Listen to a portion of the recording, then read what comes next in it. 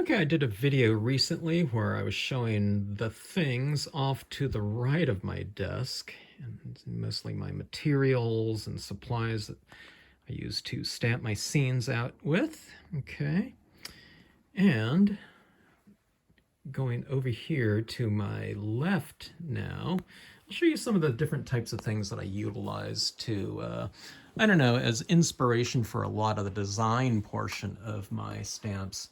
Okay, for those of you that don't know, I'm kind of into photography and whatnot. I got into it in high school for the most part, and over the years have shot a lot of um, both print and slides. Okay, I got into slide photography.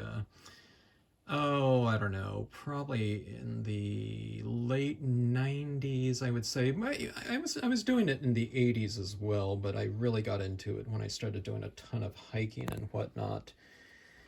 And okay, starting here from the bottom, these are all albums, of with prints in them and whatnot. This is going back with some early types of photography slides from my high school and I don't know, Long Beach State days, college days. I wasn't shooting a ton of things in college, but I always had my camera around. These are all slides right in here. These are 4-inch binders just with tons of slides in them like that. So I don't know, you saw the slide reels up top there. Some of those have slides in them, some of them are empty, but I don't know, just a ton of photography at one point in time. Really old albums right here. This is a Kodak library of photography. When I was in high school, my mom got me a subscription to this when I started getting into photography, but I think these would come about once every other month. I don't think they came monthly. They might have, though. I don't remember. But there's different things like capturing the beauty of nature. It really shows you how the professionals, set up a shot, how they compose it and whatnot. But these types of things like this became source material for designs later on. Most of my designs aren't just taken from one photo or something like that, but they're kind of compilations of things. This is one of my early books right here that I probably bought at like a B. Dalton bookstore, just books on photography. I just couldn't get enough of things like books on photography, design, art, and whatnot, in my early days. I still, was into it later on. Yearbooks from high school. A lot of my photos are in a couple of these ones right here. I made photo books for I don't know, just the different things, calendars like that. Cameras, my designs here for Stampscapes and a Stamp in the Hand company. So from 89 to 92. So I did a lot of designs for a Stamp in the Hand in those 3 years. I have a separate video on those. Okay, so here's a lot of the source material for a lot of the designs in the Stampscapes line, okay? One of the things that our illustration teacher talked about at Long Beach State, that's where I have my degree in illustration, was having, I think what was referred to, I think it was called an artist morgue, okay? And pre-internet, I mean, where would you get information and source material if you wanted to draw something? So if you got, I don't know, like an assignment to draw something like, okay, hey, we need, a bunch of oak trees or a bunch of palm trees or specific types of things. Okay, you're going to draw some sparrows or a sparrow hawk. You couldn't just look it up online like you can these days. So you needed kind of a bank of or a library of materials that you can pull from. And I think they called it an artist morgue or something like that. Where that name came from, I have no idea.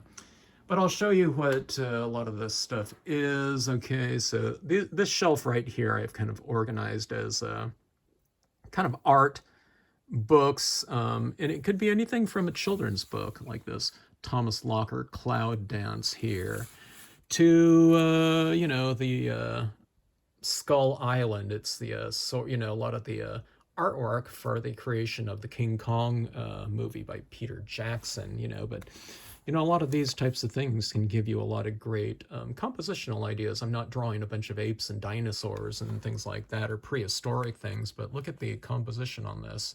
It's the same thing that what I've always done with Stampscapes. A lot of the imagery in the foreground are the darkest, and we have this kind of backlit type of situation. They notice the surrounding of this, for the most part, is in darkness, so that creates a strong vignette for this composition right here. All right, so when I'm drawing things like celestial types of objects, research into things like the Peterson's field guides of stars and planets or atmosphere, if I'm doing different types of clouds, there's nothing worse than real clunky designs of kind of natural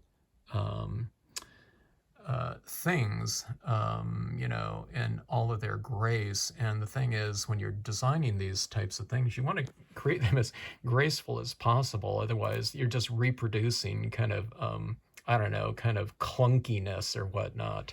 So I have to do all the research that I can to try to depict these things in the best way possible and to not make it look stiff. I guess is one of the biggest things in designing natural designs, be it a tree or, some sort of a star birth or, some kind of celestial object like that, nebula. Okay, now this area right in here, for the most part, it's a mishmash. A lot of it is by size, but just specific artists that I really like. Durr was really great with his pen and ink work. It wasn't really pen and ink, but it was a lot of block printing and engravings and whatnot. But you can learn a lot from this type of work when you're doing black and white illustration. Different types of artists. Edward Burne-Jones, I love that book right there. And Alma Tadema, I think those were neoclassicism artists, I think, or something like that. The human body, I don't know. You can always do things with the human body, even if you're drawing like little tiny figures, you have to know how they stand, and, a person standing is going to be the focal point of the scene, so you want it to look really graceful. The Hudson River School. Any type of scenic stamper, if you get real serious about it, get a book on the Hudson River School, or just look up some the different paintings online. I've referred people to this type of school of landscape painting several times over the years, just in terms of lighting, and the oscillation of lighting. You can see how this is going from dark, light, dark, light, dark, light, and so on and so forth. That's what we call checkerboarding. That's what I'm talking about all the time. But you can look at these types of kind of masters of landscape painting as a great source of, inspiration and instruction and whatnot. Art of advertising. Edward Gorey, really great pen and ink master, real stylized types of things. Leonardo da Vinci. Look at this right here. Look at these trees here on the cover.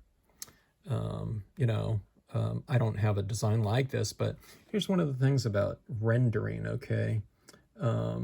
If you don't have a lot of outlines in your designs, things will look a lot more natural and three-dimensional. Anytime you enter outlines in designs, it takes your spirit of your piece from a three-dimensional type of depiction of an object or light, and it brings people back to kind of more of a two-dimensional type of thing. Now, I'm not against outlines or something like that, but just in terms of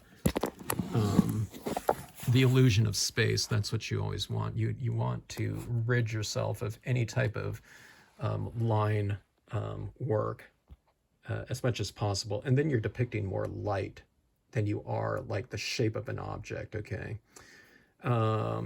But yeah, I try to have as few lines as possible in my designs, except unless they're describing some sort of contour or form in terms of volumes. Okay, just different technique books right here. Clouds and skies, hands and faces, skeleton, landscapes. perspective. You can't have too much knowledge of perspective. I don't have a huge amount. I didn't read this cover to cover, but I know the basics of single point and 2-point perspective and whatnot. But I've looked through these types of things and tried to translate these different types of concepts and things like that into an easy way to apply it in our scenes that we're doing, and I show those in the different videos and whatnot. How to Draw Comics the Marvel Way, one of my first kind of how-to books, when I was in high school, and I learned a ton from something like that. Watercolor, watercolor, I love watercolor looks, although I don't do it, but there's a lot of things you can learn about lighting from watercolorists. Here's another watercolor book.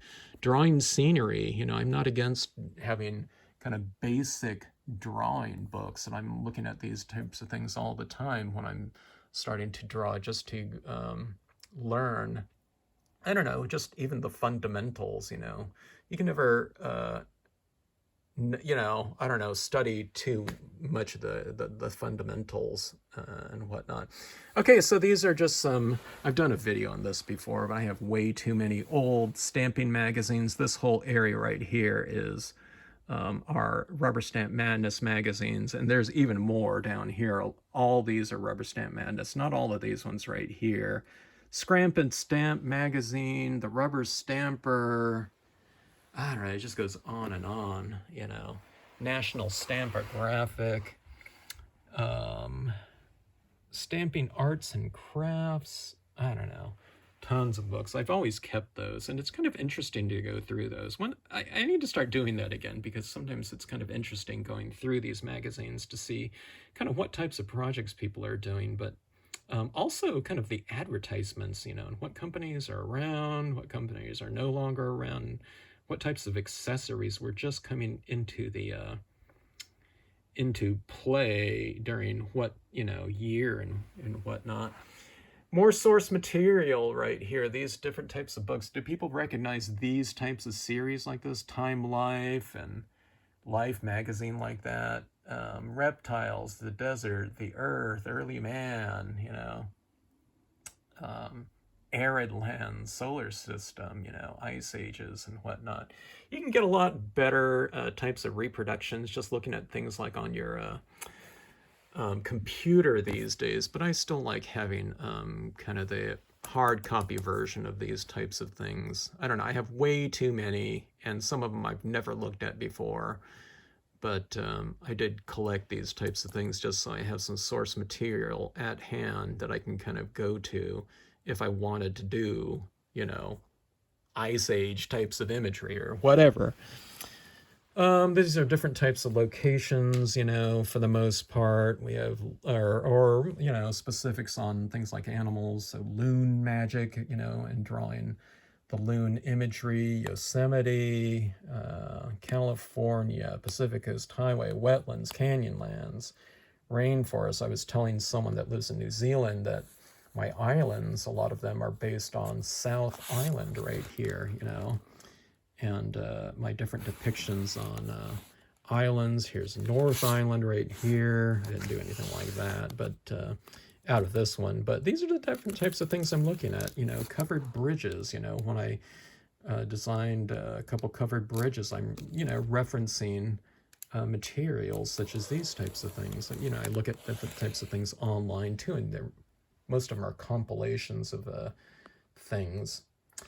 But even things like bass, look at this big book on bass, if I'm going to draw a bass, I'm going to try not to insult, bass fishermen or people that, go after bass by drawing something that's, that's inaccurate, in terms of how they're jumping and kind of the patterns and whatnot. So birds, mammals, bird life, ferns, the poetic landscape, the water planet, I don't know, just all kinds of things like that. So Australia, that was a book that my Australian a retailer gave to me way back when. She was hoping I would draw some kind of Australian types of iconography and whatnot. Mount Shasta right here. I taught in Redding, California one time at, was it a store or was it a club? I can't remember. But I don't know, they gave me that book right there as kind of a little souvenir. I think it was a stamp club or something like that, or it might have been a store and a club and whatnot. So anyways, those are the types of things that I'm referencing when working on designs, and I don't know, I've taken photographs of a lot of different things like textures and rocks and whatnot, so I use my own photography as my source material as well, and I have a lot of my slides and things like that digitized so it's easier to reference. But I don't know, just so many books and whatnot. I used to love going to bookstores and used bookstores. That was one of my favorite pastimes. But I don't know, a lot of those types of things are gone and things of the past. So I don't know. I have a lot of stuff still though, with no more room. Okay, so those were the things off to my left of my table right here. So anyways, hope you enjoyed it. Thanks for watching.